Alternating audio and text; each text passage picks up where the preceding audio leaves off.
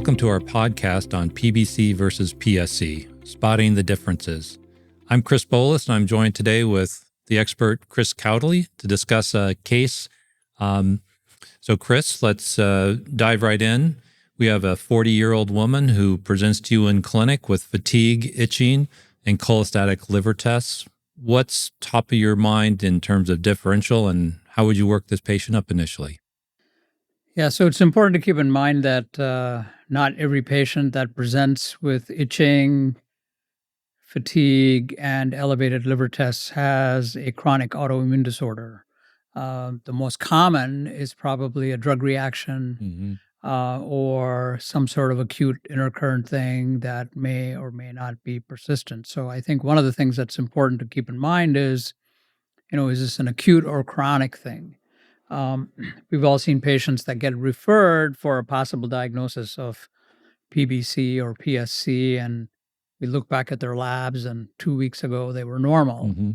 And so you certainly don't want to give the patient a diagnosis of a chronic progressive disease unless they have it. So I think the first thing is to determine whether this is chronic or acute. And if it is a chronic disorder, and most of us would say if it's been going on for 6 months or more, that would be chronic. I don't think you have to wait 6 months. I think if a patient presents and they have symptoms that maybe go back more than a few months, if there's no obvious explanation for the elevated liver tests, I think that's a good clue. And then you just start with a good history, right? If you have a patient who is a woman who is itching and has elevated liver tests and what we call a cholestatic pattern, which is alkaline phosphatase GGT out of proportion to ALT and AST, then generally I think doing an autoimmune workup after getting a good history is the next step. And most of the time you can tell the patient either has a history of thyroid disease or some autoimmune disorder, or definitely a family history of an autoimmune disorder. And then I think, the single best test is the antimitochondrial antibody. It's important to keep in mind that the new AMA test that most of us use in clinic is insensitive. This is the M2 antibody you're referring to? No, not insensitive, non-specific. It's the ELISA assay. Yes. Yeah. Right, which is the M2 antibody. Which is the M2 antibody. And so, those of us that were used to getting a test that was based on immunofixation would get a titer. Right. And those are much more specific, which is how many dilutions can you go through before the antibody is still measurable or detectable. So one of the things that I often see is a patient sees a GI doc or a GI APP, and they get all the tests done at the same time. So you get, ceruloplasmin, alpha-1, AMA, ANA, SMA. And so the more tests you do, especially if they're not targeted tests, the greater the likelihood you're going to have a positive test. But I think in a patient like this, if you have a positive AMA and the patient has a family history of an autoimmune disease or has hypothyroidism, then you already know that you're probably going to be dealing with a chronic cholestatic autoimmune disorder. And then if the AMA is positive at high titer, and so one of the other questions that I often get is, what's a number that's meaningful? Because technically anything more than 20 would be considered abnormal, or sometimes they'll try to be helpful by saying 20 to 25, non-specific, greater than 30 is abnormal, etc. So I think you have to interpret the test with recognizing what is the pretest probability that it's going to be positive.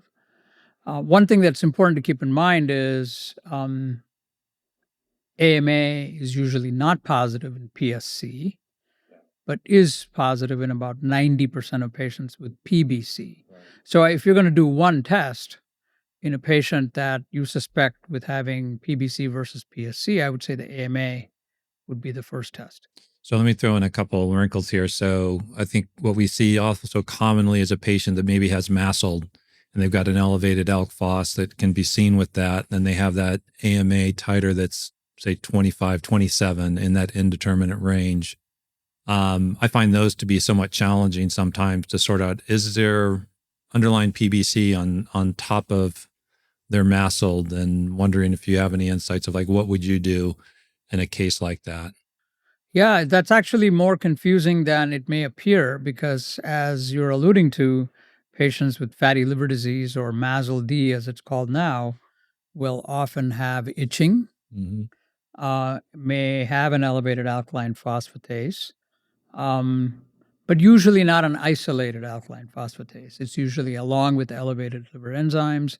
And that's where I think if you have access to transient elastography, FibroScan, and it shows a high CAP score, and the patient has a low positive AMA titer and has liver enzymes that are elevated out of proportion to the alkaline phosphatase, you might consider, that maybe you're dealing with something other than PBC. But that's the kind of patient where sometimes you do need a biopsy to clarify the diagnosis. And what about imaging? Usually we'll start off with just an ultrasound. Maybe it shows a little bit of echogenic heterogeneity, steatosis, maybe some gallbladder sludge, no dilated ducts, that sort of thing. Are there anything that you're looking for specifically, or just a normal?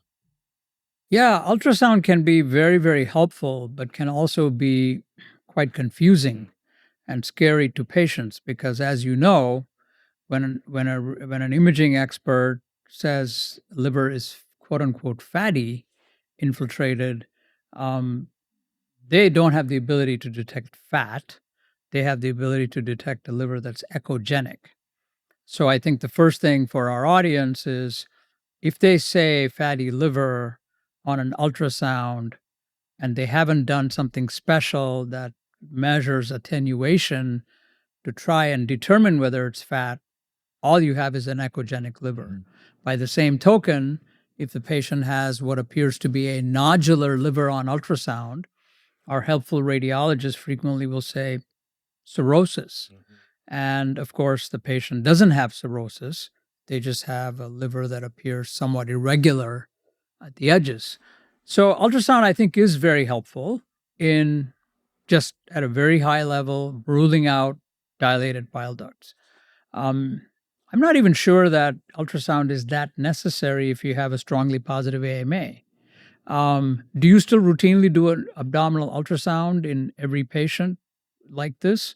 And if so, do you do a full ultrasound or do you just focus on the right upper quadrant? Because unless you specify it's a full ultrasound, they're not going to look at the spleen and Right, right. Most of these patients, by the time they get to me, have had at least an ultrasound, I will say. I think it's unusual that they won't. And I think it's reasonable to get an ultrasound just to be sure, especially if it's not a chronic condition. Sometimes there's some abdominal symptoms. You're kind of wondering if there's something else going on that's maybe more common than PBC. So I think it's reasonable to start with that.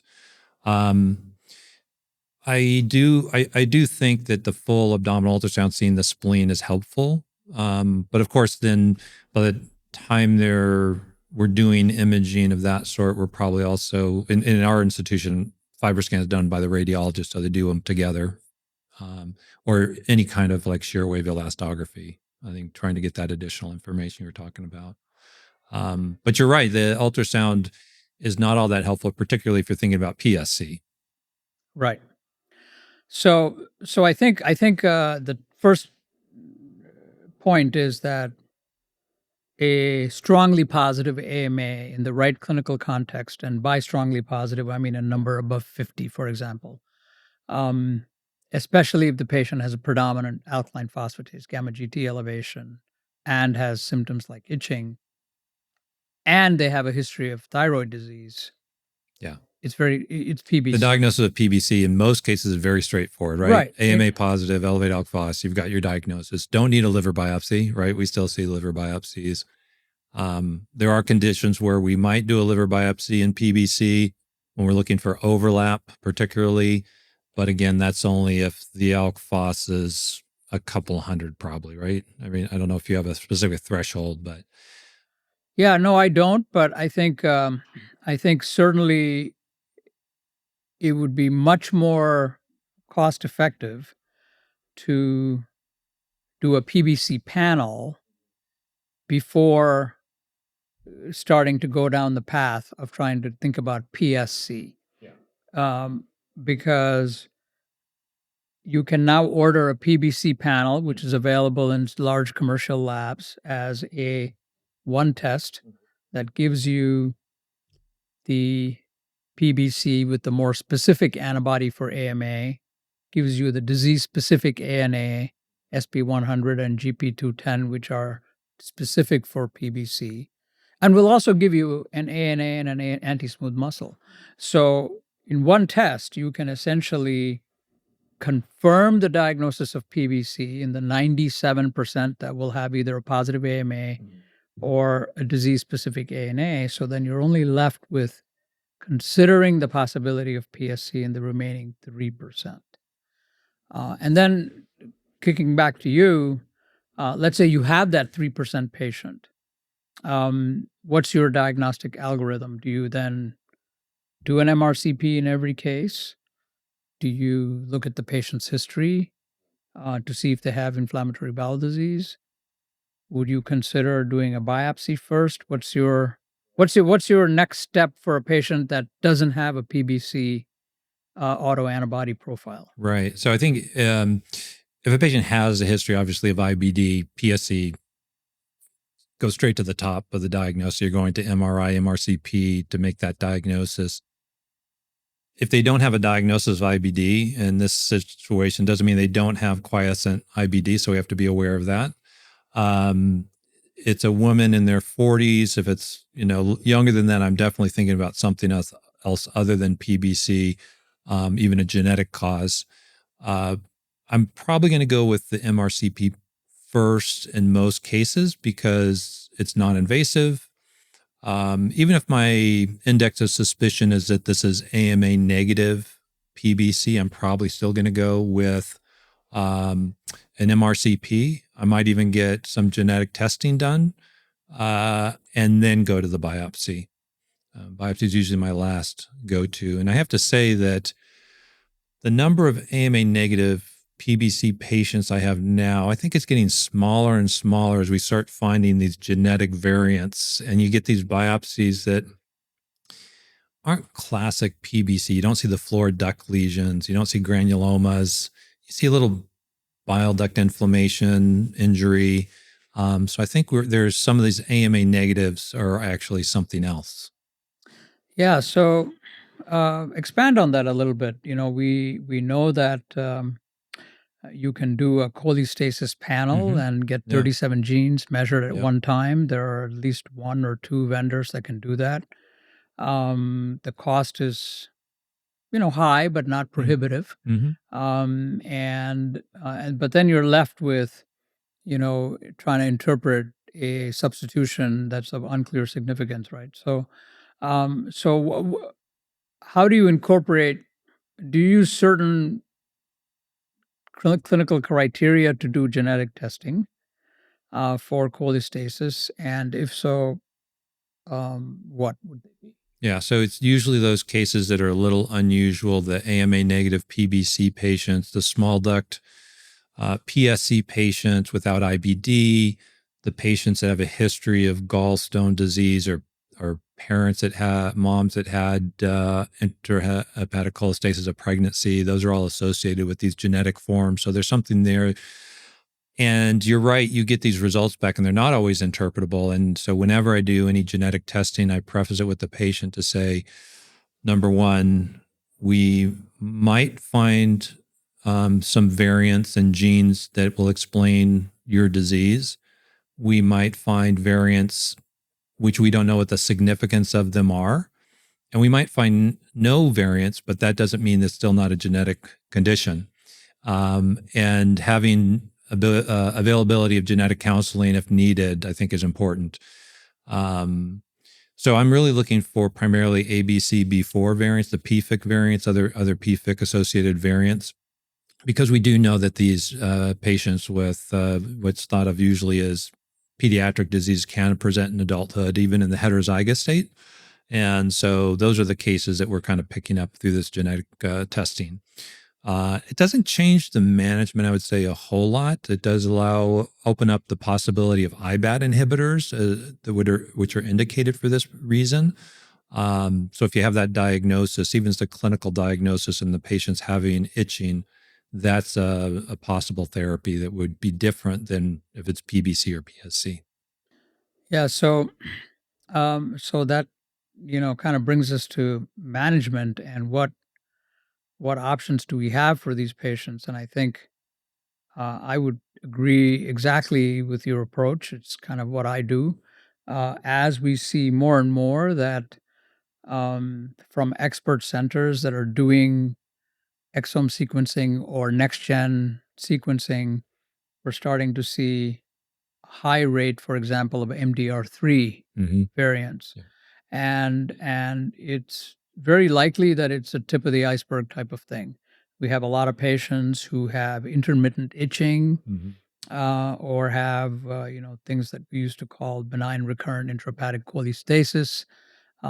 You mentioned intrahepatic cholestasis of pregnancy, very, very important disorder to be aware of.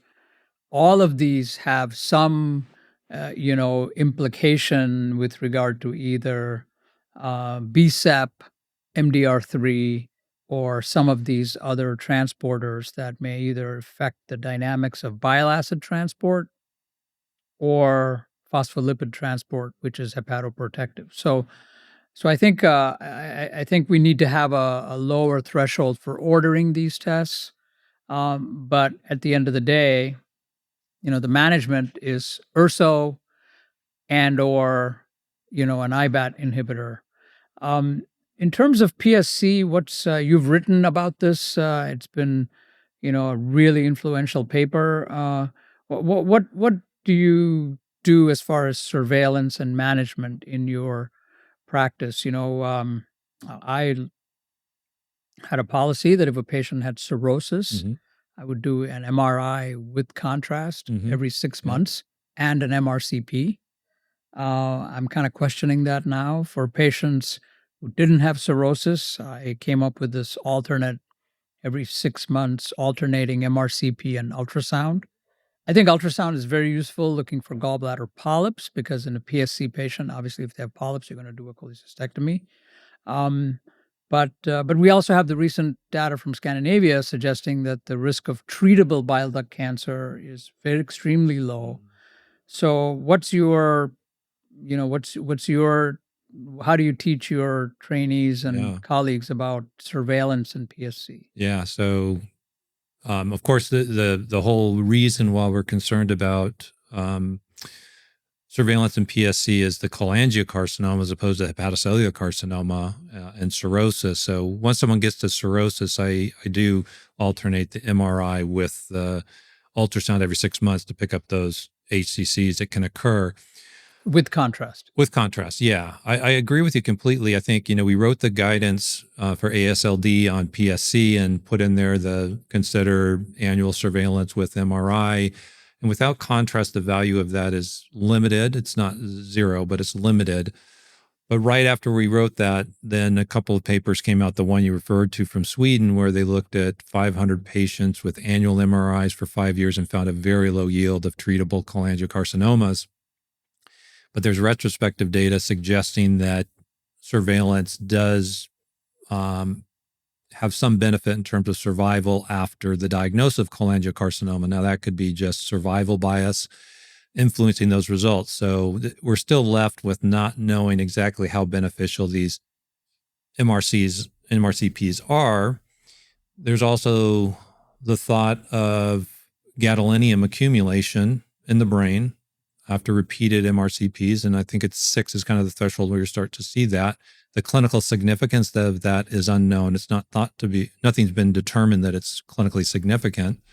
But when you have a patient that's 20, has a relatively low risk of cholangiocarcinoma from their PSC, and you're going to expose them to annual MRIs with contrast over their life, I start to get a little worried. So I have been having those conversations with my patients, letting them know the unknown risk, kind of potentially low benefit. If they want to continue, we do. And if not, then we'll do an ultrasound, as you suggest, looking for gallbladder polyps or other, lesions.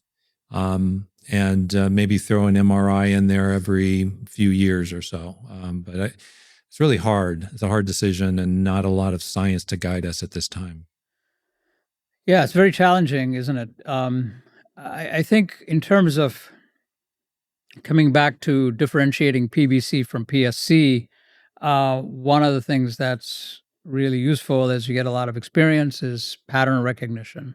And you can tell if you have a patient who is a man as opposed to a woman, 40 to 50 years of age, sometimes 30 years of age, and may have a family history of autoimmune disease.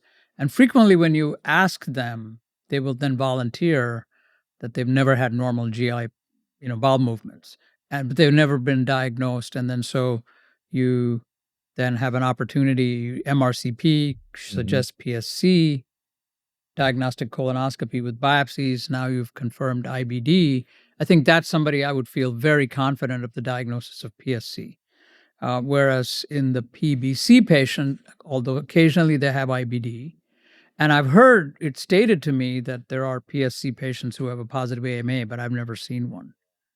I think it's got to be a false positive test or something. Just to kind of move on and talk about management, there's obviously in PSC, we are kind of nowhere closer to getting any approved therapies. Maybe closer, but we don't have anything yet for sure. Yeah, we're certainly maybe closer. We certainly have therapies